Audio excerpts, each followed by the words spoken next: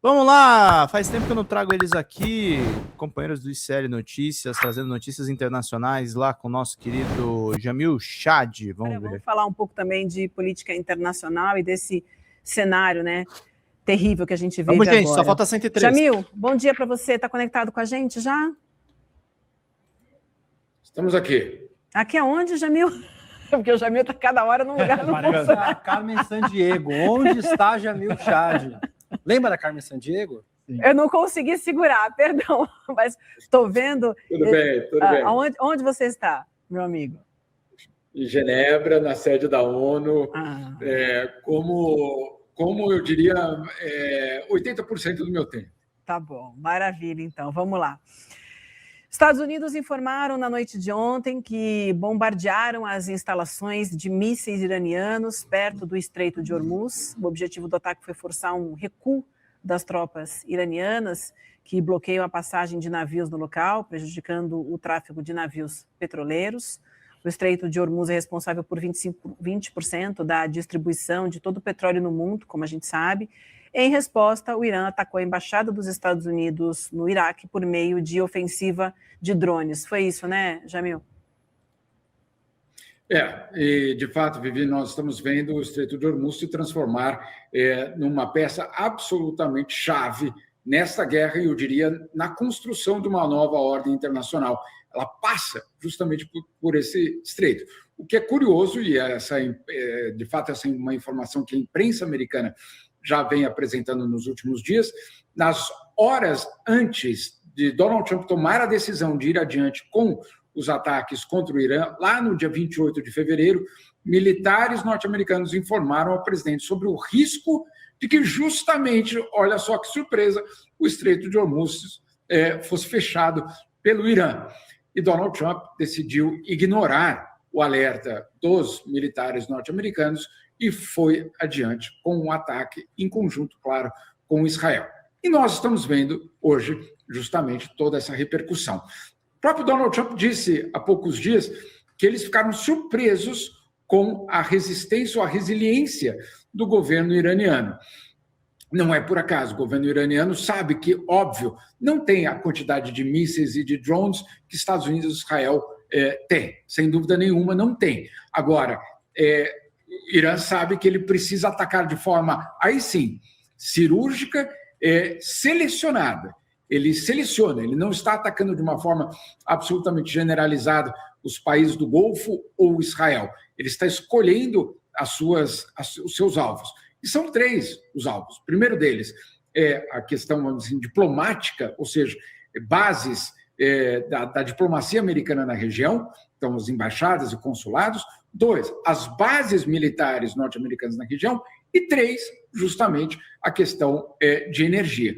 O governo norte-americano, então, depois de uma situação muito constrangedora em relação aos aliados, que Donald Trump foi lá e pediu a ajuda da OTAN, a OTAN falou não, muito obrigado. Na verdade, os europeus disseram, essa não é a nossa guerra. Aí Donald Trump ontem disse, eu nem queria mesmo, né?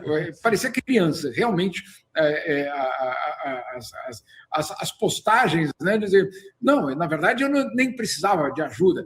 Então, sem a ajuda da OTAN, o governo norte-americano, então, começa justamente essa nova fase da guerra, que é tentar desmontar qualquer tipo de capacidade militar do Irã no Estreito de Hormuz. Vamos ver o que isso vai dar. O que nós já sabemos, e isso é muito importante a gente colocar, é que isso está tendo um impacto global. Só para vocês terem uma ideia, hoje, nesta quarta-feira, a China está anunciando que propôs para Taiwan uma coordenação em termos energéticos. Por quê? Porque 1/3 da energia de Taiwan vinha justamente pelo Estreito de Hormuz. E Taiwan poderia ficar, de uma certa forma, desabastecida. A China, obviamente, aproveitando a ocasião, a China que tem, obviamente, pretensões de soberania na ilha de Taiwan, disse, olha, que tal se a gente fizer parte de um mesmo país e a gente cuida de vocês? Ou seja, olha só as consequências de uma guerra, as consequências absolutamente imprevisíveis de uma guerra contra o Irã. Outra atualização que a gente tem aqui, queria te ouvir também, é que ontem o governo de Israel anunciou que matou em um ataque o principal operador do regime islâmico do Irã, Ali Larijani. Ele era considerado o cérebro por trás da ascensão do novo líder supremo do país, o Mojtaba Khamenei. Inicialmente, a mídia estatal iraniana havia confirmado apenas a morte do Gorazena Soleimani, que é comandante de uma das principais unidades paramilitares iranianas. Mais tarde também acabou se confirmando, né, Jamil, a morte do Larijani, né? Exatamente. Larijani é uma figura absolutamente fundamental. Eu estive com ele, inclusive, aqui em Genebra, uma certa ocasião. Ele é uma figura absolutamente fundamental dentro da estrutura de poder no Irã. Então, a morte dele, o assassinato do Larijani, é realmente algo muito importante nesse contexto. Só que não para por ali, né? Você contou o que aconteceu ontem, Vivi. O que aconteceu hoje é que Israel anunciou a morte de mais um ministro iraniano, no caso, o ministro de inteligência. E aí, claro, o que nós estamos vendo é um por um a cúpula, basicamente, do governo e do regime iraniano, eu diria, da estrutura de poder no Irã, sendo eliminada, um por um. Isso é muito impressionante, porque, claro, isso vai muito além, eu diria, daqueles objetivos militares de acabar com o programa nuclear iraniano. Você está acabando, na verdade, com a vida, basicamente, dos líderes iranianos. É isso que está acontecendo um por um. E o ministro da Defesa de Israel, o Israel Katz, dizendo que justamente até o final do dia nós teremos mais surpresas. A palavra que ele utilizou foi essa, surpresas. Mas vamos deixar muito claro, o que nós estamos vendo é uma eliminação, um por um, da cúpula hoje do governo iraniano. Uhum. Agora, Jamil, ainda assim não me parece que os Estados Unidos avançam na direção que eles gostariam, tanto é que o próprio Donald Trump chegou a dizer, talvez a gente, referindo-se à própria nação, talvez a gente não devesse estar ali, somos autossuficientes em termos de petróleo, e isso denota, a meu ver, que eles sentiram o calor, a coisa complicou, ele percebe que o vespeiro é muito pior do que, de fato, talvez o cálculo indicasse, né? Talvez ele esperasse algum processo mais parecido com o que aconteceu na Venezuela, e agora ele se vê às voltas com ter que resolver uma questão que ele iniciou e não sabe como terminar. O que você acha que, com base nessas últimas declarações, cara, eu não sei se vocês viram isso, gente, o Scott Bessent, eu cheguei a me perguntar, Jamil Chad do céu, meu irmão em Cristo, como diz o William De Luca, se aquilo ali era inteligência artificial, gente. O Scott Bessent dizendo, os Estados Unidos estão permitindo que as embarcações iranianas passem pelo Estreito de Hormuz, quando evidentemente não é o caso, tá? Aquilo ali é um vespeiro. E a questão da guerra, ao que tudo indica, hoje se resume a quem controla o Estreito de Hormuz. Porque quem controla o acesso ao Estreito de Hormuz tem um acesso gigantesco, tem condição de dizer como uma parte significativa da economia global vai ou não funcionar. Com base nesse tipo de declaração absolutamente estapafúrdia e do que o Trump disse agora, que talvez não devêssemos estar ali. Como é que você avalia isso, Jamil? Você acha que isso pode significar uma mensagem de que talvez eles já estejam organizando um processo de retirada? Queria a tua análise nesse sentido.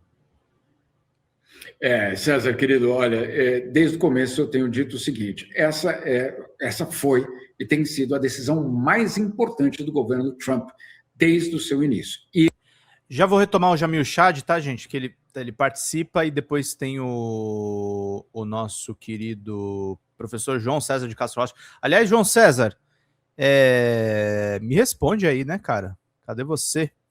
Deixa eu trazer duas notícias aqui importantes. Primeiro, Flávio Bolsonaro disse que conversou com Moraes. Gente, 10 horas, tá? Preciso de R$103. Quem puder mandar 100 ganha curso. Flávio Bolsonaro disse que conversou com Moraes para articular prisão domiciliar de Jair. Olha lá o perigo do golpe. O senador Flávio Bolsonaro afirmou nesta terça, dia 17, que se reuniu com o ministro Alexandre de Moraes do Supremo Tribunal Federal para formalizar um novo pedido de prisão domiciliar para o ex-presidente Jair Bolsonaro. Encontro aconteceu em meio à internação do ex-presidente no Hospital DF Star em Brasília. As informações são da CNN Brasil. Hoje nós formalizamos um novo pedido de domiciliar O ministro Alexandre de Moraes nos recebeu há poucos instantes, disse Flávio. Segundo ele, a reunião foi direta e focada na situação da saúde do pai. Foi uma conversa objetiva. O senador acrescentou que foi bastante tranquila e objetiva e ele, num momento oportuno, ficou de avaliar o pedido, não deu prazo para decisão, tem o tempo que achar necessário. Flávio participou de um encontro também como advogado do ex-presidente, reforçou que a solicitação tem caráter humanitário. O quadro de saúde tende a piorar se ele permanecer onde está. Afirmou no pedido apresentado ao STF, ele reconheceu que Bolsonaro vem sendo bem tratado na unidade onde está detido, que está sendo atendido prontamente ao apresentar problemas de saúde, mas destacou os riscos de manutenção do atual regime. O senador afirmou ainda que houve manifestação formal de preocupação com o estado clínico do ex-presidente. Manifestamos ali a nossa preocupação. Apesar disso, Moraes não estabeleceu prazo para decidir sobre o pedido da domiciliar. E aí tem as informações aí.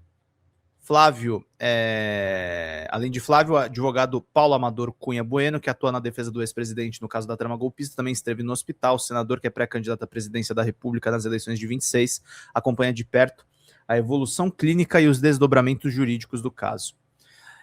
A gente tem que se preocupar com isso, tá, gente? O Flávio está se mexendo e está tentando arrastar o Supremo para isso. Como a Cacilda, que é bem informada, nos informou, Polícia Federal faz operação integrada de combate a facções, mirando tráfico e lavagem de dinheiro. Ao todo, forças de segurança cumprem 112 mandados de prisão e 180 mandados de busca e apreensão em 15 estados. Vamos ler juntos aqui.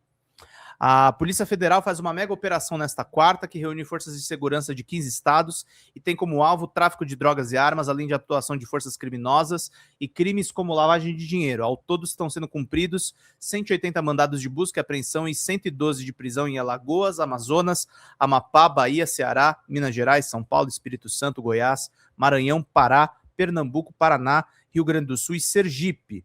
Em São Paulo, a ação mira uma organização criminosa ligada ao Comando Vermelho, envolvida com tráfico de drogas e disputas violentas por território no interior do estado.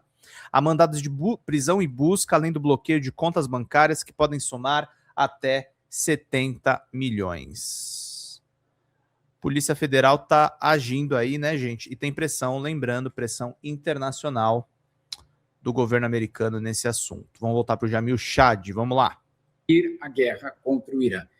Em todos os sentidos. Se ele vencesse, se fosse rápido, se de fato nós tivéssemos uma queda do regime iraniano, uma transformação do Irã, nós teríamos sim uma mudança do mapa do Oriente Médio, sem dúvida nenhuma, com uma repercussão absolutamente profunda para a ordem internacional. Então, ela seria importante nesse sentido, mas ela também é importante se não tivesse êxito. Por quê? Porque, em primeiro lugar, o que nós tivemos ontem, o chefe da divisão contra-terrorista nos Estados Unidos, o Kent, né? Alguns pensando, não, isso é porque ele tem um bom coração, ele renunciou ontem dizendo que não concordava com essa guerra, etc. Não, gente, vamos com muita calma. Esse alto funcionário do governo de Trump era uma pessoa absolutamente ligada ao movimento mais radical do extremismo trumpista. Para vocês terem uma ideia, ele era muito ligado ao Proud Boys. Quem são os Proud Boys? É aquele grupo, a Elo conhece bem, aquele grupo que, entre outras coisas, invadiu o Capitólio. Tá? Então, ele não é um cara que preza pela democracia, etc. Não é isso. Mas por que ele renunciou? Ele renunciou porque Donald Trump estava violando, segundo ele, o princípio básico da campanha eleitoral. America First. Uhum. Só nós. Não tem essa de estar envolvido em guerras que não são nossas. Basicamente é por isso que ele renuncia. E ele renuncia com uma informação muito importante naquele documento que vai no sentido que você está me perguntando, César. Ele diz o seguinte: o Irã não era uma ameaça iminente aos Estados Unidos. Gente, vamos lá, vamos entender a importância do chefe... Jamil, deixa eu colocar essa fala. Tá, só vou destacar, estou seguindo o teu raciocínio, vamos lá, sem querer te interromper, mas só porque a gente tem exatamente o que ele disse, eu sei que você vai analisar isso, e aí a nossa audiência consegue ler e entender. É muito importante essa parte que o Jamil traz para a gente agora. Então, o que ele disse foi o seguinte: a justificativa para sair. Não posso, em sã consciência, apoiar a guerra do Irã.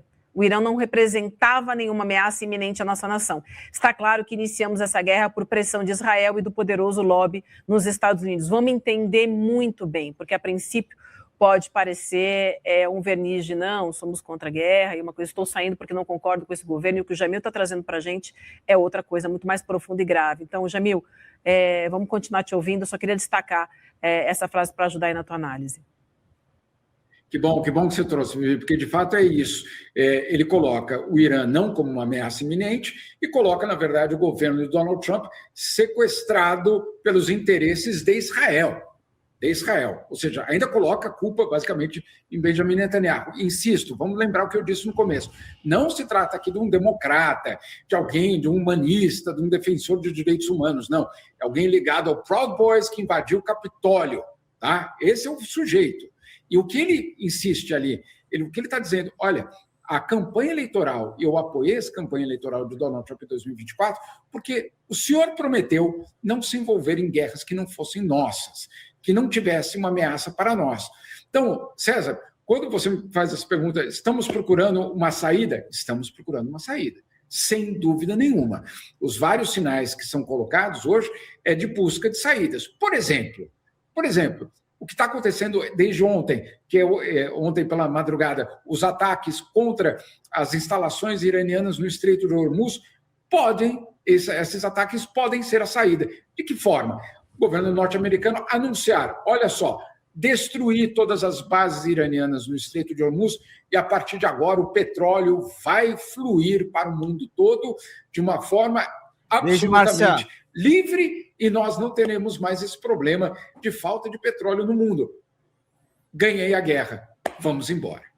Então, é muito curioso porque nós estamos vendo, sim, um governo norte-americano perdido no que se refere às justificativas da guerra e perdido nas justificativas para sair da guerra. Essa é a realidade. Por isso, essa carta de ontem que a Vivi acabou de ler, ela é tão fundamental. Não é de alguém, de um opositor, não é de alguém moderado, não é de alguém que falou eu sempre fui contra Donald Trump. Não. Eu sempre fui, inclusive, a favor de um governo, eu diria, reacionário e extremista, mas eu não sou a favor dessa guerra. Ô, Jamil, eu queria te perguntar o seguinte, ele representa um setor do bolsonarismo, ó, do trumpismo. É isso. É a mesma coisa, tudo mesma coisa. Mas ele representa um setor do trumpismo que está se sentindo traído pelo Trump.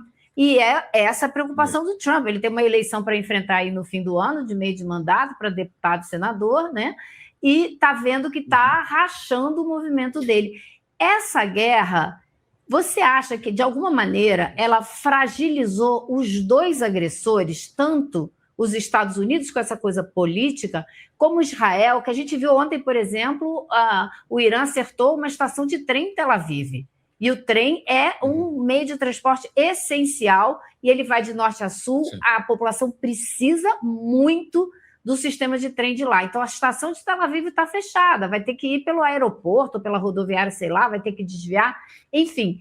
Então, fragilizou politicamente os Estados Unidos e acabou com a ideia de invencibilidade, o escudo que tudo protege, né? Então, como é que você está vendo essa fragilização desses dois agressores no conflito que eles escolheram deflagrar?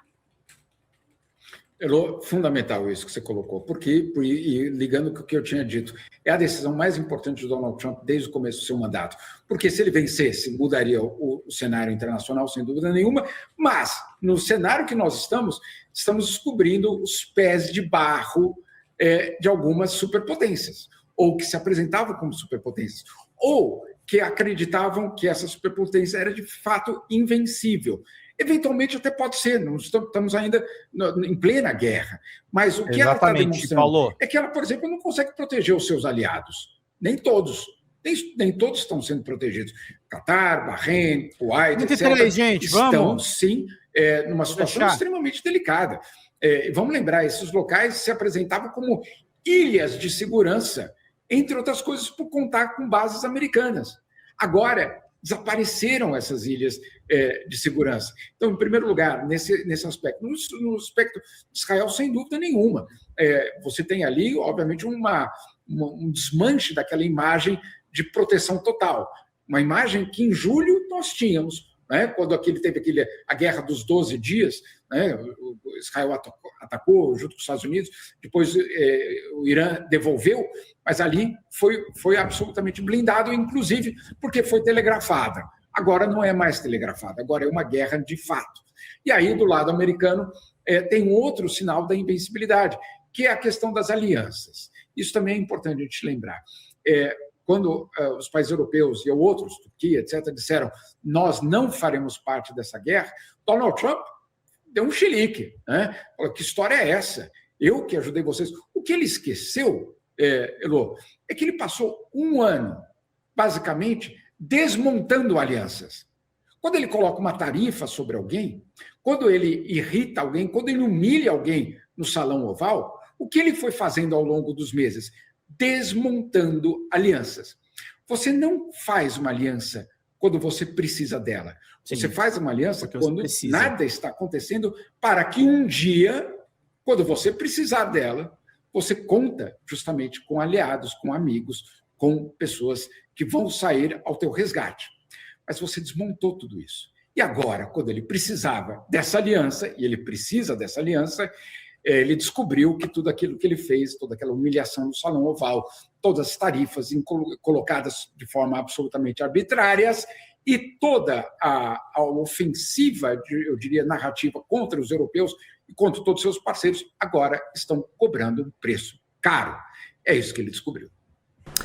Fala, galera da Folha TV, não se esquece de se inscrever aqui no nosso canal para assistir programas como Folha Notícias Manhã, Folha Notícias Noite, o nosso Folha Entrevista e o nosso Barzinho das Meninas. Muitas coisas bacanas a gente acompanha por aqui e a gente precisa muito, muito do apoio de vocês para nosso trabalho jornalístico, investigativo, de curadoria de conteúdo, com vocês ajudando no nosso Pix, folhademocrata@gmail.com, ou mandando superchats, valeu demais, e os recursos financeiros, tornando-se membro do nosso canal, no nosso curso de jornalismo básico, para você ficar muito bem informado a respeito de tudo. Queridos e queridas, muito obrigado pela presença de todos vocês, vida longa e próspera, cuidem-se, cuidem dos seus, e não esquece de se inscrever aqui na Folha TV. Até mais!